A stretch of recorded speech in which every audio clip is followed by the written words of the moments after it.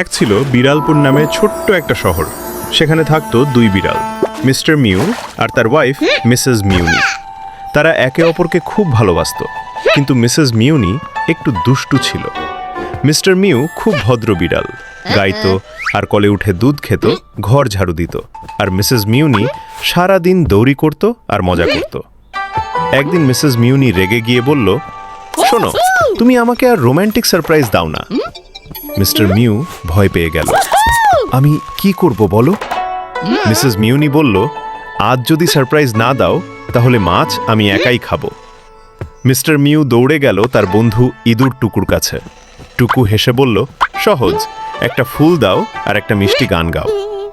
Mister mu একটা লাল ফুল মুখে নিল আর গুনগুন করে গান গাইতে গাইতে মিসেস মিউনির কাছে গেল।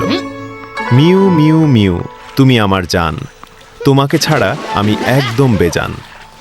মিসেস মিউনি আর রাগ ধরে রাখতে পারল না। সে হেসে বলল, তুমি আমার সবচেয়ে কিউট হাজবেন্ড।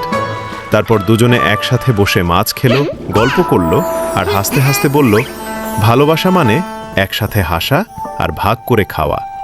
আর সেই দিন থেকে তারা হয়ে গেল বিড়ালপুরের সবচেয়ে রোম্যান্টিক ফানি দম্পতি। গল্প শেষ।